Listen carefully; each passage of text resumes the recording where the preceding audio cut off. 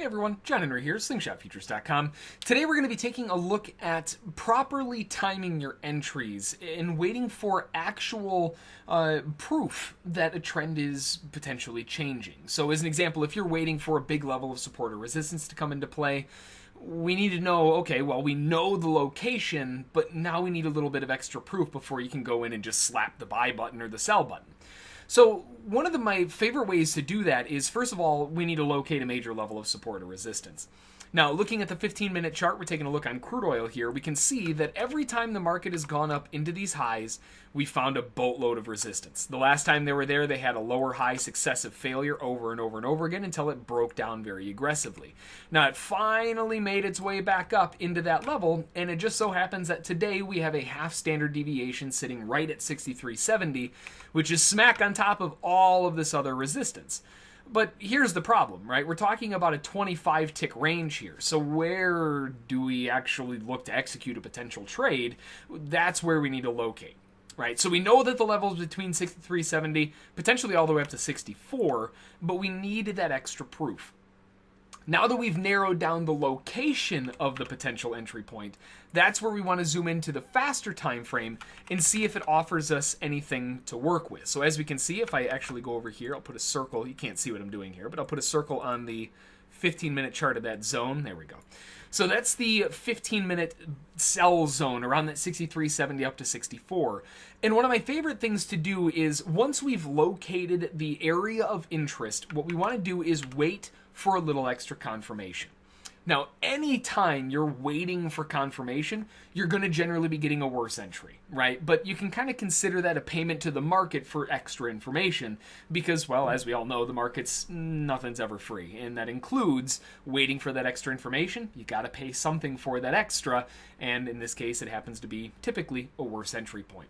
But what we want to do is find that hot spot, that zone of interest, and wait for the market to migrate its way up there. Now, once it's made its way there, you don't just slap the sell button. I mean, you can, but it's a really difficult situation to put yourself in because maybe they hold the bottom of the zone, maybe they shoot 20 ticks above the zone. You never know where you're going to see that sort of shift from where the sellers start coming in against those buyers.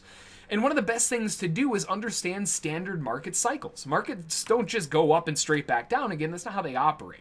Markets have a structural basis that they have to move inside of, and it usually means that when a market's going up, before it can start actually trending down, it has to transition first.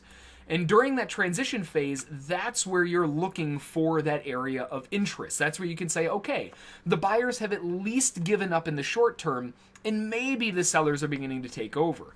And what this allows you to do is, yes, you may be getting a worse entry, but you're also mitigating your risk. You're increasing the probability that you're right and reducing your stop size, which helps generally quite a bit. So if we go in a little bit further and look at this overall movement here we came up into that major zone of resistance and we found a big blow off on the highs. Now, by itself, there may be some sellers on that candle and say, hey, you know what? That's a big wick candle. Good enough. But realistically speaking, when we have that type of situation, you know, if you're going to be getting in really early, you're going to have to be able to accept the extra risk that comes along with getting in early. And that could mean, again, it might slide up another 20, 30 ticks. So what are we waiting for? Well, we need to see that shift in control. Who owns the market at this point in time? And as we begin to enter that transitional phase, we start to pick up on some clues. It's giving us information that we can utilize to our advantage. When it comes back up to the highs, it fails the breakout, quickly slams lower again. When buyers start coming in, the follow through is weak before being met with a big bear bar once again. Those are the types of clues that we're looking for. Traps on the highs, failures on the breakout, or a breakout that succeeds initially and then quickly fails back down in the form of a twin reversal. For those of you who've been following along with the videos for a while, you know what I'm talking about. That's kind of the idea that we're waiting for here. So yes, you could just flat out sell 63.70. Sure, in hindsight, worked great, right? Couldn't ask for much more. But realistically speaking, in the heat of the moment, when you're going into battle, you can't just start pulling the trigger and hoping something sticks. You gotta wait for that actual control shift, as proof. Now, you don't have to, but that increases the probability to where it puts the edge in your favor. And like I'm always talking about, we're trying to stack that edge so that things are easier. The markets are never easy, but the easier we can make it on ourselves, the better, both emotionally and psychologically, as well as just financially, right? It's a lot easier to not have to sit through 40 ticks of risk because you hit the trigger too early. So what are we looking at here in terms of potential of an entry point? Well, we have the initial test of the level. Okay, well, that helps us narrow things down again because that zone initially was, 25, 30 ticks. We're starting to see some signs of failure. Okay, well, now that we have a little bit of a clue, when the market came back up, they failed the breakout attempt and were met with some heavy selling pressure. We're still not seeing lower lows, lower highs. We actually just came off the back of a higher high, but that higher high was a pretty big failure. So now the edge is kind of starting to come over to the sell side, at least in the short term. Now, this is what makes it even better. The buyers trapped the lows of the candle, right? Now, we know that it trapped the lows because it was nothing but a wick, and it ended up closing with a bull engulfing candle to the upside. So that gives us a clue that, hey, buyers mean some business here. Let's take it off to the highs. Well, we're not looking for a long because we're in an area of resistance, but you know what I mean. We know that buyers will be interested on that bull bar there. And as soon as it triggers up, it never even closes in their favor, right? It gets them in and then immediately backs off again. And that basically puts all of the buyers who bought into that thinking, okay, second leg up. Now that puts them on the burner saying, oh, wait a minute, nah, now it's not looking so great. And now that bull engulfing candle just turned around into a big bear engulfing candle. And actually, if we measure those candles, if we measure the height of that bear bar and we put it on the bull bar, you'll notice the bear bar is bigger. So we have a lot of buyers who bought off of the top of that bull bar, and guess what? Guess where their stops are? Really easy to figure out where their stops are going to be, below the low.